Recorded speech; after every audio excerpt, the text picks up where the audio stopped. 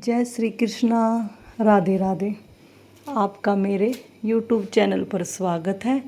आशा करती हूँ सब खुश होंगे, मंगल होंगे। दोस्तों, एक बार की बात है, दिल्ली में एक लड़की रहती थी जिसका नाम सुशीला था। सुशीला अपने घर पर लड्डू गोपाल जी की सेवा करती थी। 5-6 साल हो चुके थे लड्डू गोपाल की सेवा करते करते। तो सुशीला अपने पति को बोलती है, मेरा बड़ा मन है कि मैं बांके बिहारी जी से मिलने जाऊं। सुशीला समय समय पर जाती रहती थी और सुशीला के पति का कारोबार भी अच्छा था, कभी मना नहीं करते थे। जब भी सुशीला बोलती उनको बिहारी जी से मिलवाने के लिए ले जाते थे। वैसे सुशीला के पति को बहुत ज़रूरी काम था, लेकिन फिर भी सुशीला के पति ने कहा ठीक है, और सुशीला को बिहारी जी से मिलवाने के लिए ले जाते हैं।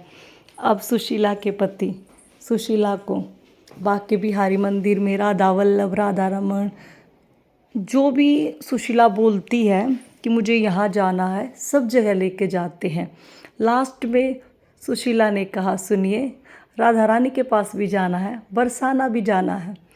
तो सुशीला के पति ने कहा ठीक है। वो जैसे ही राधा के पास जाने के लिए अपनी गाड़ी को लेकर चलते हैं, तुरंत एक फ़ोन आता है कि बहुत ज़्यादा ज़रूरी काम है, आपको ऑफिस आना पड़ेगा। तो सुशीला के पति ने कहा ठीक है।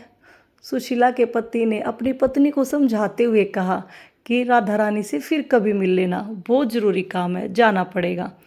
तो इस बात पर सुशीला ने कोई जवाब नहीं दिया और अपने कहना को कहने लगी कि यहाँ तक आई हूँ, क्या राधा रानी से नहीं मिलवाओगे?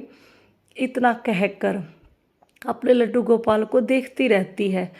तो सुशीला के पति समझ तो चुके थे कि सुशीला बड़ी परेशान है, यह चाहती है कि राधा रानी के मंदिर में जाना ज़रूरी है, लेकिन सुशीला के पति की भी मजबूरी थी। लेकिन सुशीला के समझ में कुछ नहीं आ रहा था। उसे सिर्फ एक ही बात की रट थी कि उसे राधा रानी से मिलने के लिए बरसाना जाना है। तो थोड़ी ही देर बाद सुशीला के पति के पास वापस फ़ोन आता है कि सर, जो काम था वो हो चुका है, आप आराम से आ सकते हो। तो सुशीला के पति ने गाड़ी को घुमाया बरसाना की ओर। तो सुशीला ने कहा क्या हुआ, हम तो दिल्ली जा रहे थे, अब आप किधर जा रहे हो? तो सुशीला के पति ने कहा कि हम बरसाना राधा रानी से मिलने के लिए जा रहे हैं। सुशीला बताती है, जब बरसाना जाने के लिए मना किया गया तो आप लोग विश्वास नहीं करोगे, मेरे लड्डू गोपाल का चेहरा भी उतर चुका था, क्योंकि मेरे कहना भी चाहते थे राधा रानी से मिलने जाना है, लेकिन काम अर्जेंट था, कुछ बोल नहीं सकती थी, सिर्फ प्रार्थना कर सकती थी।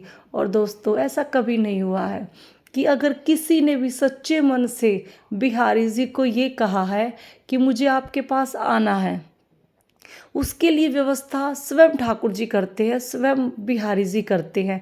ऐसा कभी नहीं हुआ है।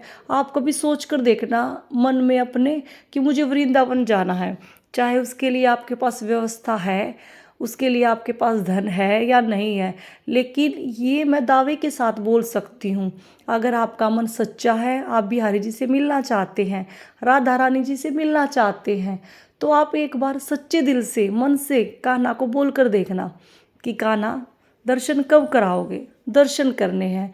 तो ठाकुर जी सारी व्यवस्थाएं अपने आप करते हैं और बोलते हैं ये तेरी व्यवस्था है, अब तू आ सकता है। दोस्तों, बहुत सारे लोग तो ऐसे होते हैं जिनके पास सारी व्यवस्थाएं होती हैं, धन है, सब कुछ है, अच्छा परिवार भी है, हर चीज़ है, ऐसी कोई चीज़ ही नहीं है जो उसके पास नहीं है, लेकिन ऐसा हुआ है कि पूरा जीवन निकल जाता है और वह ठाकुर जी को देख भी नहीं पाते, ऐसे ही दुनिया से चले जाते हैं। ठाकुर जी के पास सिर्फ वह व्यक्ति पहुंच पाता है जिनसे साक्षात हमारे ठाकुर जी स्वयं प्रेम करते हैं। एक आम इंसान, चाहे जिसके पास जितना भी पैसा हो, ठाकुर जी के पास नहीं जा सकता। ठाकुर जी के पास सिर्फ ठाकुर जी के प्रेमी ही पहुंच पाते हैं।